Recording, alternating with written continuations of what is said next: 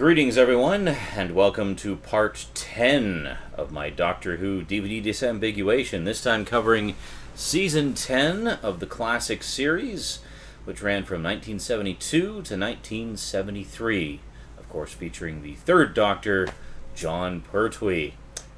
And that's what we're going to talk about today on the Multimedia Chronicles.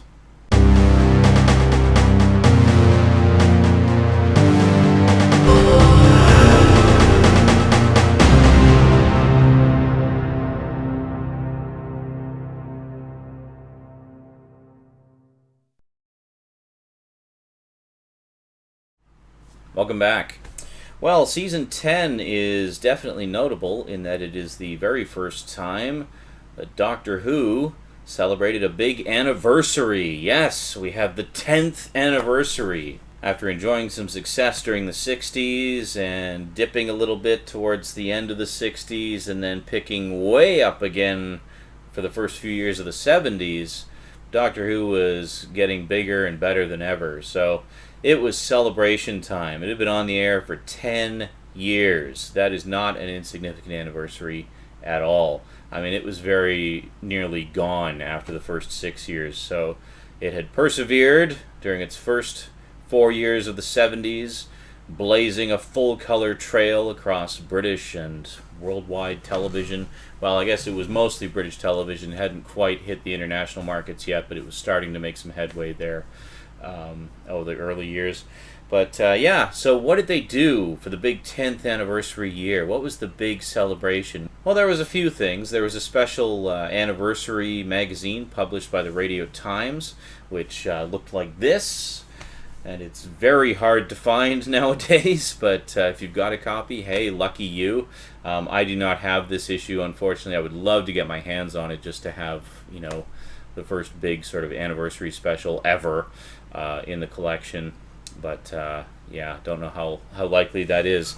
But the other big thing that they celebrated with was a special 4-part story. Yes, the first ever time we would have multiple doctors together in the same story. I'm of course talking about the three doctors. Yeah, where they actually got the original 3 doctors together for the very first time. Well, I guess the only time, really. We had William Hartnell, Patrick Troughton, and Jon Pertwee together in an epic story in which they did battle with Omega. Omega was one of the original founders of the Time Lords, one of the 3 people who were instrumental in creating the Time Lords' power over time and space and harnessing that power for them. So Omega sadly did not fare well after getting the Time Lords on their way, and in this story he's actually trapped in a black hole. Part of his own time experiment's gone wrong, and he's gone quite insane. And he's essentially holding the Time Lords' siege. So, needing help, the only person they can turn to is the Doctor, because the Doctor isn't on Gallifrey, so he's not part of the siege. He's still on Earth, under exile. So, unable to cope with it himself, they figure, well, let's see what we can do. Maybe we can get him to help himself. So they pull the second Doctor out of his time stream and plop him into the Doctor's current time stream to help him out there. And then, needing some additional help, they also summon the first Doctor. Sadly, William Hartnell was ill at the time. His health was not very good. He actually passed away about 2 years after filming this special. So his involvement, sadly, was limited to pre-filmed inserts, and his Doctor was kind of present in more of an advisory capacity, whereas it was the second and third Doctor really more actively actually doing everything that needed to be done. So this is the original Region 1 DVD release. It also got a special edition release quite recently. Now, the original release, some of you have been asking what the discs look like on these. They're really nothing all that spectacular. They're full-color disc art, but they all look exactly the same. Just this picture of the Doctor, and then the disc art there, and then, of course, the BBC registration card. special edition, however, is 2 discs, and actually has quite a lot more in the way of extras. Now, one of the reasons I wanted to get this release, the original release, in addition to the special edition release, well, obviously I wanted the special edition release because the remastering is much better, it's better picture and sound quality, and it also has a lot more extras. However, I wanted the original release because it actually has an extra that for whatever reason they weren't able to clear to put on the special edition. And specifically, it's about a half-hour featurette from a Doctor Who convention in which they have a panel discussion with John Pertwee, Katie Manning, and Nicholas Courtney. So that's the Doctor, Joe Grant, and the Brigadier. Yeah, all reminiscing about their time on the show and stuff like that. And at the time that it was recorded, John Pertwee was actually doing one of the 2 radio plays of Doctor Who that he did. And it was great stuff, really good. So anyway, that extra is not on the special edition, so obviously I wanted to have the original as well. Another one that I should mention that's like that is Tomb of the Cybermen, which is the second Doctor story. There's another convention panel feature on there that's on the original release but not on the special edition, so I still need to track that one down. So that's one of the reasons why if you're a completist like me, you want to have both editions, even when there's a special edition version available. But if you just want the episodes in the best possible quality, definitely go for the special edition versions. Then next up we have, speaking of ones that got the special edition treatment, Carnival of Monsters, the special edition. I used to have the original release of this. I do not anymore. But for the record, it looked like this. There you go. I definitely think this is the nicer cover. Yeah, the special edition covers just use the Region 2 artwork, just without the roundels on top. And I think the artwork is much nicer on these. The earlier Doctor Who DVD releases, or the Region 1 releases, that is, that it really didn't have very nice covers compared to the Region 2 editions. And it's only, since about 2010, I think, they started using the same covers for both. So definitely quite a nice difference there.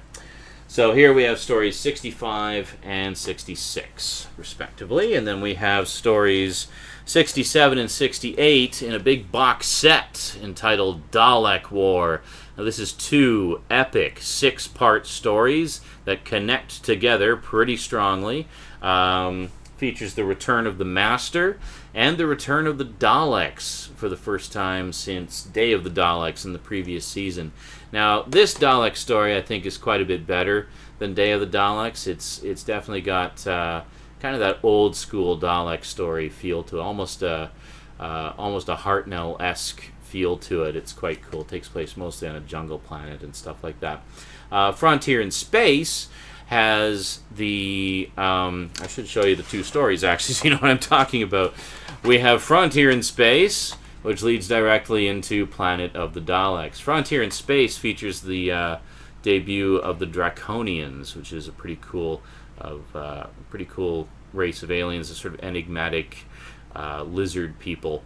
And John Pertwee has said that the Draconians were some of his favorite monsters because they introduced the concept of the half mask. Rather than having a full mask covering the actor's entire face, it was just a half mask that would just cover the eyes and or just go over the eyes and the forehead and the nose, but it would leave the mouth free. So he said he liked that because it allowed the actors to be a lot more expressive in their performance and stuff like that. So very cool. So we got story 67 and story 68. I should mention something about Planet of the Daleks here.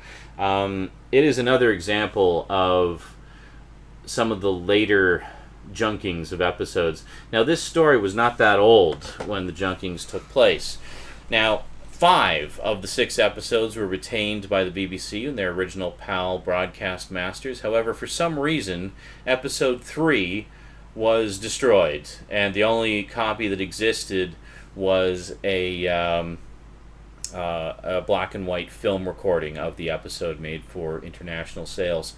Now, fortunately, it was a black and white film recording that had the chroma dot information intact, meaning black and white patterning representing the colors that had originally been present in the original color broadcast. So using this new color recovery technique, they were actually able to extract and recreate the color from that chroma dot patterning in the black and white film print. So using a combination of that, of computer coloring to do touch-up where the color recovery didn't quite work, and also using VidFire to restore the video look, and just all these different combined methods, they brought episode 3 back to life in full glorious color for the first time since its original transmission, and it looks fantastic. They actually used a lot of the same techniques that they used for episode 3 of Planet of the Daleks when they did episodes 2 through 7 of The Mind of Evil way back in season 8. So that's pretty cool. See if that'll sit there. Yeah, there we go. And then finally, we have the season finale, commonly referred to as the one with the maggots, story number 69, The Green Death. This is a really good story, and in a lot of ways is a very contemporary theme as well, a very strong environmental theme in this, which still rings true today. And in this story also we bid adieu to longtime companion Joe Grant, and a very bittersweet farewell it is as well. I should mention also, this is the original DVD release of The Green Death. I purchased this fully in the knowledge that there was a special edition on the way, which looks like this, and that's coming out very shortly. But I purchased it basically because as I say, I'm a completist. I want to have both the original releases and the special edition releases wherever possible. And I just didn't feel like waiting for the special edition to come out. I wanted to complete my Third Doctor collection and at least have all the stories. So I just couldn't wait. So there you go. And that is it for season 10. A pretty spectacular season. I mean, we got the 3 Doctors there. We got Carnival of Monsters, which is just a blast of a story. Also features the debut of Ian Marter, however, not as the companion character, Harry Sullivan, that he would later play in the 4th Doctor's era. And this one, he's just kind of a one-off character in that particular story. Am I sitting in a spider web or something? Something tickling my arm? I don't know. Anyway. Yeah, but some great features on all of these. Carnival of Monsters actually features, as a bonus, an early edit of one of the episodes. So you actually get to see an extended cut of that episode featuring a lot of clips that aren't in the final broadcast version. It runs almost a full half hour rather than the slightly shortened 25 minutes or so that the final edited version runs. So that's a nice bonus to see some extra snippets. Especially nice to see additional material from these earlier episodes because it's so rare to find things like that. So it really is a treat when they uncover stuff like that. And of course the absolutely stunning color restoration done on part 3 of Planet of the Daleks.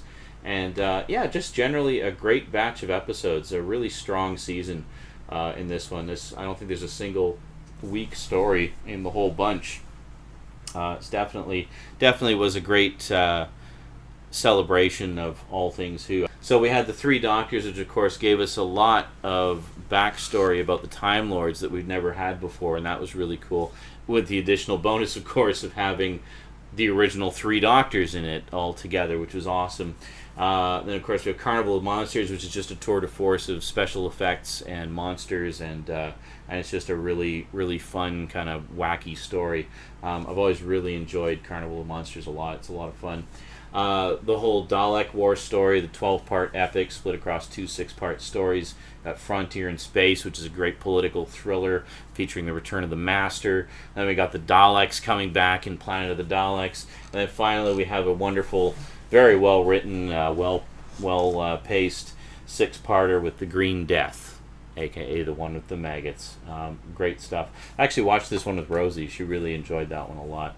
And stuff like that. We should watch Carnival of Monsters. I'm sure she'd get a kick out of that one too, just for all the different creatures and stuff that are in it. Yeah, and that's pretty much it. That is it for season 10 of the classic series of Doctor Who. Next time we'll take a look at season 11, the 3rd Doctor's final outing. Yeah, pretty exciting stuff. And season 11 is also kind of another transitional period for the series.